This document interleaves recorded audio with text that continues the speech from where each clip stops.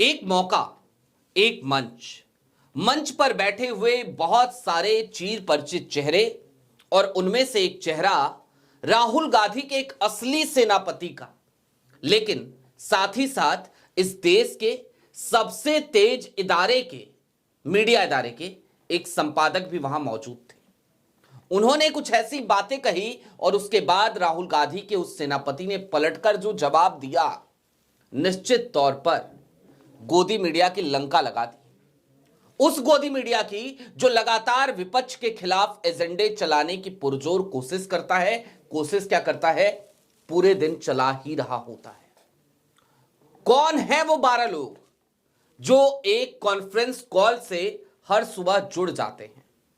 कौन करता है उन्हें वो कॉन्फ्रेंस कॉल, और उसके बाद कैसे सेट हो जाता है कि आज की तारीख में गोदी मीडिया में क्या क्या चलेगा?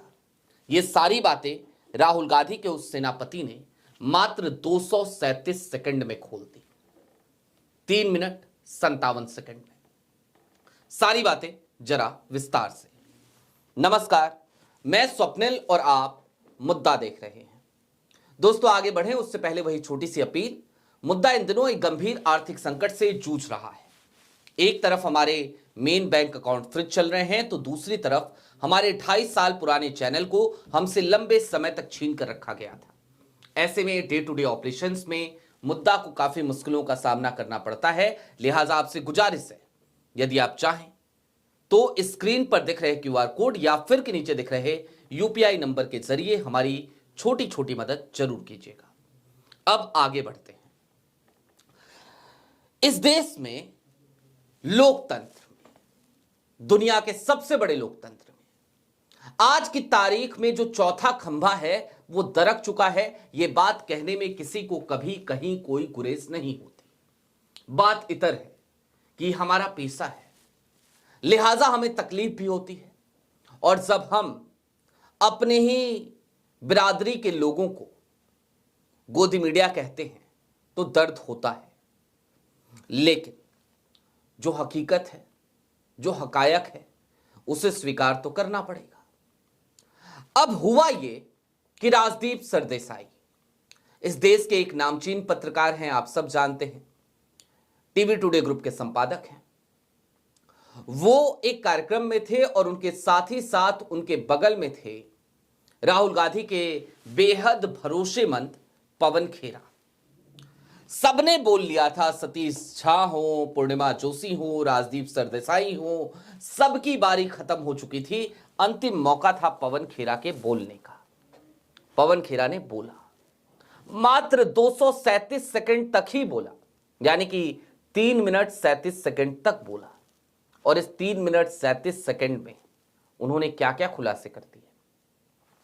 राजदीप वहां पर हंसते हुए नजर आए, ठहाके लगाते हुए नजर आए, क्योंकि कोई और ऑप्शन नहीं था। और क्यों हुआ ये, मैं चाहता हूं पूरे 3 मिनट 57 सेकंड तो नहीं, लेकिन उसका एक छोटा सा हिस्सा, तकरीबन 120 सेकंड का, उस 237 सेकंड में से वो आपको सुनाया जाए। सुनिए जरा। राजदीप जी ने तो सारा ब्लेम ही जनता पर डाल दिया, बड़ा अच्छा लगा मुझे। जनता नहीं, पॉलिटिकल पार्टी, जनता, मीडिया के अलावा सब पर डाला। Purnima ji says that we are alive. भाई give us some evidence that you are alive. सबूत तो दीजिए जिंदा रहने का साहब।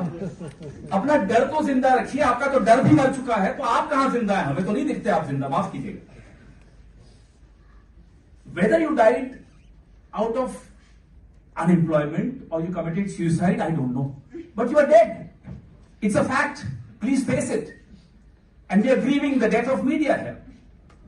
And the opposition, I'm sorry, has been widowed.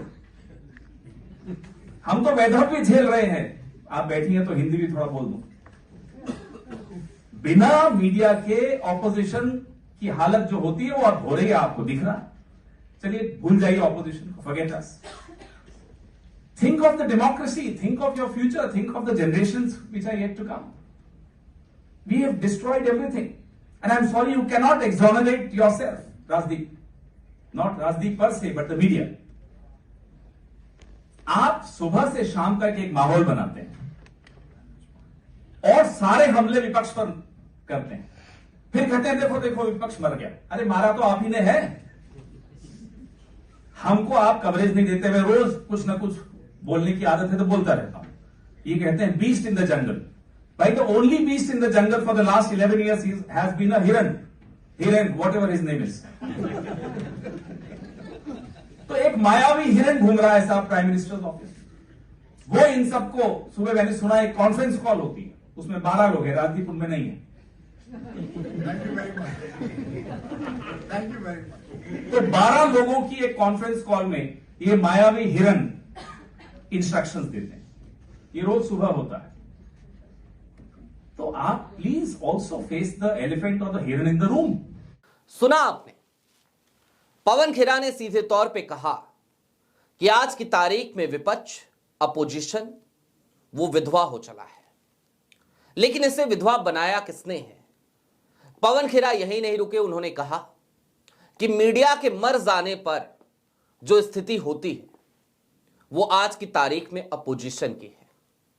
कायदे से जब पवन खेरा अपोजिशन को विधवा बता रहे थे और ये कह रहे थे कि वी आर विडोड, जब वो ये कह रहे थे कि हम वैधव्य झेल रहे हैं, तो निश्चित तौर पर वो जो कुछ भी कह रहे थे उसका विश्लेषण बेहद जरूरी है। मैं कभी इस बात को स्वीकार नहीं करता कि इस देश में पत्रकारिता का कोई स्वर्णिम काल रहा है। कालांतर में भी ऐसा होता रहा कि कोई पत्रकार किसी नेता के यहां गया, चाय की चुस्कियां ली और उसके बाद राज्यसभा सीट की डील हो गई। ये तमाम चीजें इस देश में समय समय पर होती रही हैं। होता तो यह भी रहा है कि बाबरी मस्जिद को ढहाने के बाद एक मीडिया इदारे में, एक पत्रिका के दफ्तर में प्रसाद के तौर पर बाबरी मस्जिद के टुकड़े बांटे गए थे।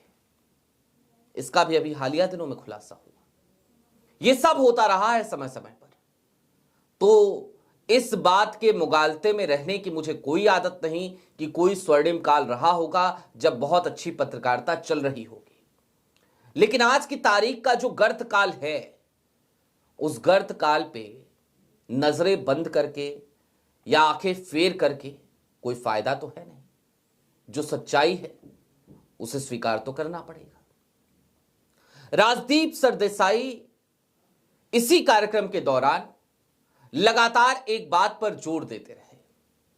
वो बार बार ये कहते रहे कि देखिए, आज की तारीख में गोदी मीडिया हमें कहा जाता है, लेकिन जिम्मेदारी तो अपोजिशन की है। ठीक बात है, हम भी कहते हैं जिम्मेदारी अपोजिशन की है। अपोजिशन जहां जहां गलती करती है, कांग्रेस हो, सपा हो, टीएमसी हो, जो कोई भी हो, ना काहू से दोस्ती ना काहू से बैर, सबको समय समय पे नसीहतें भी देते हैं, डोज भी देते हैं, सुना भी देते हैं। और जितना यहां पे सुनाते हैं उतना ही शायद कभी फोन पे बात हो जाती है तो भी सुना देते हैं विपक्ष के नेताओं को। हम वहां नहीं झुकते, वहां नहीं रुकते। लेकिन अपनी बिरादरी पे क्यों ना बात की जाए? कौन है वो इस देश के 12 लोग जो सुबह सुबह पीएमओ की एक कॉल का इंतजार करते हैं, पीएमओ में बैठे हुए हिरेन जोशी की कॉल का इंतजार करते हैं? और क्यों करते हैं?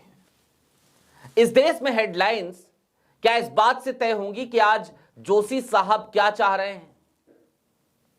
जोशी साहब तय करेंगे? हो तो यही रहा है। सुर्खियां वो तय कर रहे हैं, सबके डिबेट शोज के मुद्दे वो तय कर रहे हैं, क्या एजेंडा चलाना है वो बता रहे हैं। और अगर वही सब बताते रहेंगे तो फिर पत्रकारों का क्या काम, संपादकों का क्या काम, एडिटोरियल की जगह कहां है और एडिटोरियल का अपना विवेक कहां है? निश्चित तौर पर अपोजिशन को विधवा कहते हुए पवन खेरा ने एक करारा तमाचा आज की तारीख में इस देश के उन पत्रकारों के गाल पर जड़ा है जो पत्रकार निश्चित तौर पर पत्रकारिता तो नहीं कर रहे, बाकी जो कर रहे हैं वो आप सब देख रहे हैं, जान रहे हैं। इस देश में आज की तारीख में एयरपोर्ट्स अगर वो बस स्टेशन जैसा मंजर पेश कर रहे हैं, किसी दूर दराज के रेलवे स्टेशन सा मंजर पेश कर रहे हैं, तो उसके पीछे सबसे बड़ी जिम्मेदारी, सबसे बड़ी जवाबदेही किसकी है? जवाब है इस देश की मीडिया की। इस देश के किसी सुदूर कोने में अगर कोई बच्ची भुखमरी से मर जाती है, अंतिम शब्द उसकी जबान पर भात होता है। यह झारखंड का मामला है और आज की खबर नहीं है, तकरीबन 2 साल पुरानी खबर है। तो इसके पीछे जिम्मेदार जवाबदेह मीडिया है, क्योंकि हमने सवाल पूछना बंद कर दिया, या फिर यूं कहिए कि हमारे अंदर वो कुव्वत नहीं बची कि हम सरकारों से, सत्ता से सवाल पूछें। और जैसे ही इस देश की मेन स्ट्रीम मीडिया ने, जिसे आज की तारीख में गोदी मीडिया कहा जाता है, गोदी मीडिया कहने पर राजदीप सरदेसाई जैसे पत्रकार चढ़ जाते हैं। मैं राजदीप की बड़ी इज्जत करता हूं, लेकिन एक दिक्कत है, राजदीप अच्छे पत्रकार हैं, राजदीप आज भी पत्रकारिता धर्म को निभाते हैं, लेकिन राजदीप फिर भी अपनी नौकरी बचाने के लिए एक बैलेंसवादी पत्रकारिता करते हुए नजर आते हैं। और ये जो बैलेंसवाद है ना, आज की तारीख में इसकी कोई जगह बची नहीं है। आज की तारीख में तो आर या पार की लड़ाई हो चली है, यानी कि खुलकर बोलिए, खुलकर सवाल पूछिए, क्योंकि अगर नहीं पूछेंगे तो निश्चित तौर पर आज की तारीख में पत्रकारों की ये जो कौम है, इससे बुज़दिल कौम शायद ही इतिहास में कोई और हुई होगी, या फिर कि आने वाले भविष्य में कोई और कौम ऐसी पैदा होगी जिस तरीके की बुज़दिली आज की तारीख में न्यूज रूम्स में दिखती है, एडिटोरियल्स में दिखती है। चलते चलते बस एक बात कहूंगा, राहुल गांधी के उस सेनापति का ये दर्द समझिएगा। वो अगर आज की तारीख में विपक्ष को विधवा बोलने पर मजबूर है, तो निश्चित तौर पर यह बेहद शर्म की स्थिति है, बेहद शर्मसार करने वाली बात है उन तमाम पत्रकारों के लिए जो आज की तारीख में मेन स्ट्रीम मीडिया में बैठे हैं और पत्रकारिता का स्वांग रच रहे हैं। आपकी क्या राय है कमेंट बॉक्स में जरूर बताइएगा। अभी के लिए दीजिए इजाजत, चलते चलते फिर वही अपील, चैनल पे नए हो तो सब्सक्राइब करते हुए जाइएगा, सक्षम हो तो छोटी छोटी मदद मुद्दा की जरूर कीजिएगा। बहुत शुक्रिया।